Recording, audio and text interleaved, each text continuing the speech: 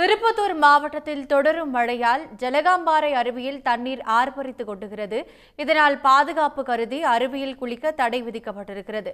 இதுகுறித்து மேலும் விவரங்களை பதிவு செய்வதற்காக இணைகிறார் செய்தியாளர் கணேசன். என்ன மாதிரியான விதிமுறைகள் பின்பற்ற வேண்டும் என்று சுற்றுலா பயணிகளுக்கு தடை விதிக்கப்பட்டிருக்கு? விவரம் என்ன?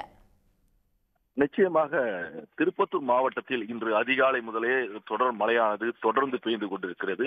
திருப்பத்தூர் மாவட்டத்தை சுற்றியுள்ள வாணியம்பாடி, ஆம்பூர் மற்றும் நாற்றம்பள்ளி உள்ளிட்ட பல்வேறு பகுதிகளில் இந்த மழையானது பெய்து கொண்டிருக்கிறது.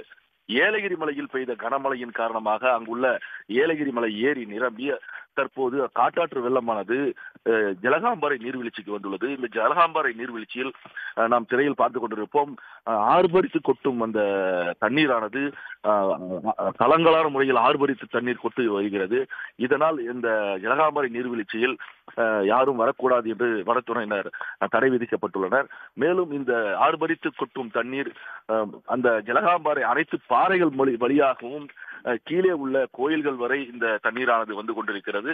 தொடர்ந்து ஜலகாம்பாறை நீர்வீழ்ச்சிக்கு அங்கு போலீஸ் பாதுகாப்பு மற்றும் வனத்துறையினர் பாதுகாப்பு பணியில் ஈடுபட்டு வருகின்றனர். சுற்றுலா பயணிகளோ அல்லது பொதுமக்களோ யாராவது அந்த பகுதிக்கு வந்தால் அவர்களை அங்கே பாதி வழியிலேயே தடுத்து நிறுத்தி மேலே மலைக்கு மேல் செல்லக்கூடாது என்று அறிவுறுத்தியும் அனுப்பப்படுகின்றனர்.